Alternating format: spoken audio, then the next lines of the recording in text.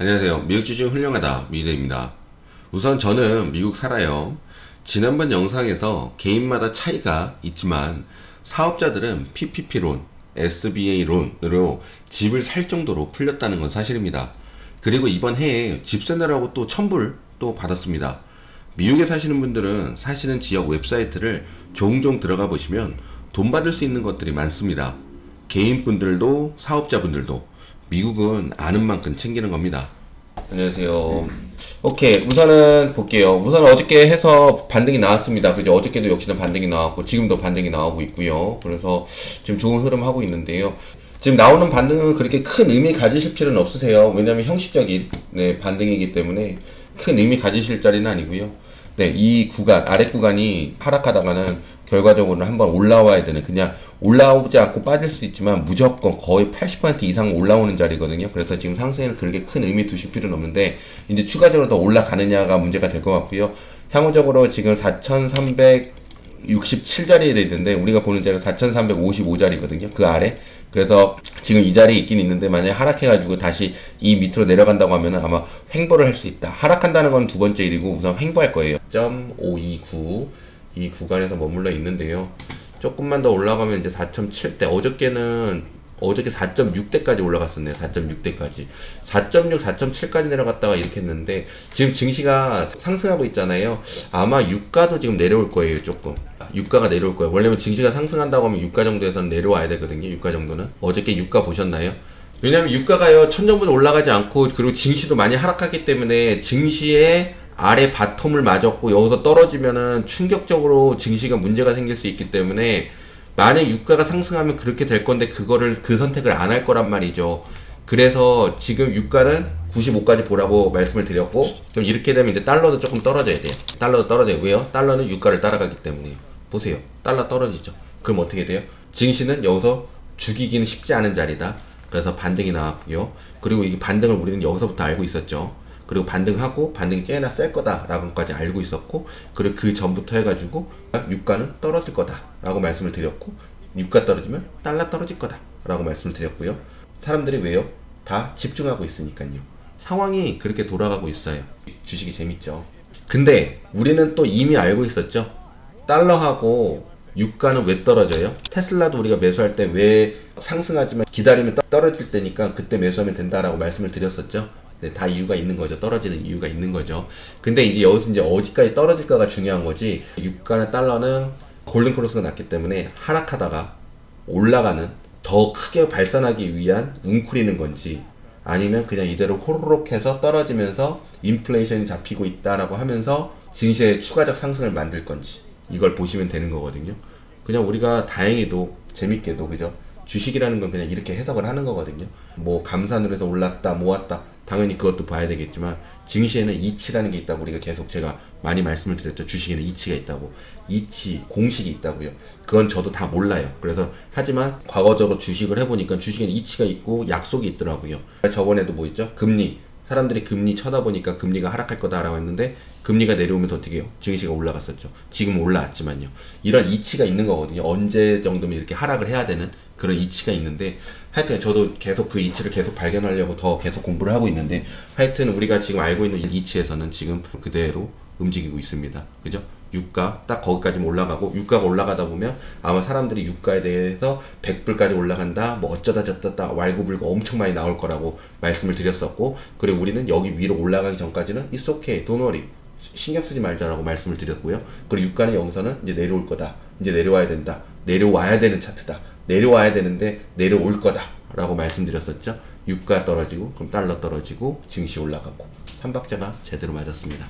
네, 이게 증시의 이치입니다. 근데 이제 다음 스텝은, 우리가 이야기했던 다음 스텝은 우리가 좀 지켜봐야 되겠죠. 이게 웅크리는 거냐 아니면 진짜 떨어지려고 하는 거냐 라고 봐야 되겠죠. 유가가 여기서 웅크리면 더 뛰려고 하는 거지만, 웅크렸다가 좀 더 추가 하락을 만들려면은 무슨 얘기가 나올 거라고요?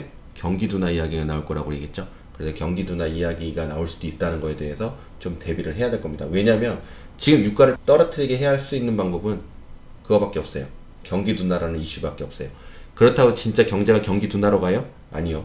경기 둔화라는 이야기가 나오게끔 유도를 할 거예요. 그래서 유가를 떨어뜨릴 거예요. 그러면 어떻게 돼요? 10년물 금리도 떨어질 거예요. 그럼 증시는 어떻게 돼요? 올라갈 확률이 높겠죠. 이런 키포인트가 있으니까 하여튼 지금으로서는 막 증시가 안 좋다, 그래 포커스 하실 필요는 없고요. 아, 증시가 지금 반등이 나오려나 보다 라고 생각하시면 되겠어요. 재밌지 않아요? 이번에 셧다운 방지하기 위해서 무슨 법안을 지지하고 집불 개뿔 이렇게 저는 보는 뉴스였기 때문에 안 올렸거든요. 아무 의미 없는 이야기입니다. 옛날에 디폴트 신경 쓰지 말라는 것과 똑같아요. 근데 지금 셧다운 자체적으로만 보면 조금 디폴트보다 좀 뭐라고 해야 될까요? 걱정되는 부분이긴 하지만 하여튼 제가 뉴스를 좀 걸러드려야 되니까, 옛날에도 셧다운 하면은 뭐 할 거다, 지지할 거다, 셧다운을 방지할 거다, 집불개뿔 셧다운 다 했어요. 저런 건 상관없고요. 제 생각에는 셧다운을 할 수 있는 상황인지 아닌지가 더 중요해요. 왜냐하면 셧다운을 할 상황이면 셔다운을 할 거거든요. 셧다운을 할 수 있는 찰나냐? 할 거야. 근데 셧다운 할 수 있는 찰나냐 안 찰나냐가 문제인 거지. 셧다운을 방지하기 위한 뭐가 어쩌쿵 저쩌쿵, 셧다운은 그냥 정치적인 거기 때문에요. 셧다운을 할 수 있는 상황이면 셧다운은 합니다. 근데 반대로 금리가 많이 하락하게 되면 10년물 금리가 내려오면서 유가 하락되면 증시는 또 반대로 올라갈 수 있어요. 셧다운이라는 거를 무마시키는. 그러면은 셧다운은 제가 아까 말씀드린 셧다운을 해도 되는 상황이면 셧다운을 한다고 그랬죠. 그럼 해도 되는 상황이니까 셧다운을 한 상황이기 때문에 유가, 달러, 금리가 떨어지면 증시는 반등 나올 수도 있어요. 증시의 기본적인 추세를 바꿀 수 있는 거는 경제적인 거거든요. 셧다운은 그냥 하지만 추세는 바꾸지 못해요. 셧다운을 할 수 있는 상황이냐 아니냐. 상황이면은 셧다운을 무조건 할 거다. 그 상황이라는 말은 경제는 그냥 나쁘지 않아. 실물 경제로 가면 틀려요. 실물 경제로 가면 셧다운이라는 거는 이런 거 가지고 장난하는 자체부터 열받기도 하지만, 공무원들이 이제 일을 안 하고 그걸로 인해 지표가 망가지고, 왜냐면 지표가 활동을 안 하니, 지표가 이제 늘어지거든요. 그럼 11월 달에 FOMC가 있으면 지금 10월 CPI나 이런 것들이 10월 달에 나와줘야 되잖아요. 그런 지표들이 딜레이가 될 수 있어요. 그럼 진짜 문제가 돼요. 네, 근데 그게 이제 실물경에 영향이 되면 이제 실물경제가 가끔씩 증시에다 잽잽 치고 어퍼컷 날리니까 이제 영향이 되면 문제가 될 수 있는데, 막상 셧다운 되고 나서도요, 증시는 잘 흘렀어요. 셧다운 가지고 사람들을 쥐락펴락하니까. 그러니까 고래등 싸움에 새우등 터진다고 하잖아요. 딱 그 꼴이에요, 셧다운. 사실상 저는 셧다운 했던 날 기억을 해보면 잘은 다 기억은 안 나는데, 제 머릿속에도 만약에 셧다운에 와 충격을 먹었으면 제 머릿속에 있었을 건데요, 그 상황은 셧다운 때문에 걱정할 만한 문제는 아니었어요. 아, 지금 차트로 보면은 셧다운을 하면 안 되는데 셧다운 할 거야. 지금 증시 자체로는 셧다운 하면 안 돼. 근데 분명히 지금 경제가 좋기 때문에 셧다운이 가능하단 말이죠. 셧다운이 가능해요. 셧다운을 하면 안 되는 증시지만 셧다운이 가능해. 경제가 좋기 때문에. 지금 어느 당파가 영향을 많이 받냐가 문제인 거야. 그래서 셧다운을 계속 이끌어가는 거야. 그래서 증시만 괜찮으면은 셧다운을 계속 끌고 가. 증시나 경제가 괜찮으면 셧다운을 한 달에 오도 갈 수도 있어. 근데 가다가 셧다운을 했는데 생각해보니까 우리 당도 문제가 생길 것 같아. 그리고 실적 경제에 문제가 생길 것 같아. 그러면 셧다운은 금방 하겠지. 근데 경제에 문제가 생기지 않거나 내 당에 대해서 그렇게 문제가 생기는 게 아닌 타격이 있는 게 아니라면 셧다운은 그냥 계속 이끌어 가요. 왜냐면 셧다운 했다고 경제가 문제가 되는 건 문제가 되지만, 경제가 문제없는 산에서 셧다운이면 괜찮아. 생각해보세요. 셧다운하고 다 골프 치러 갔다니까. 그게 말이 돼요? 경제가 좋으니까 셧다운하고 또 골프 치러 갈 수 있는 거야.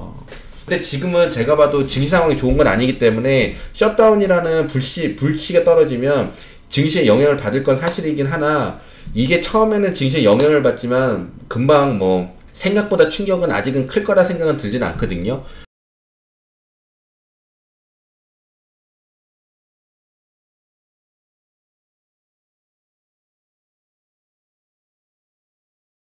지금의 현재를 좋은 경험으로 만드시면 좋겠습니다. 증시하는 데에 필요한 경험. 지금 중기하락추세 넘어왔기 때문에 상승을 하기는 어려울 거예요.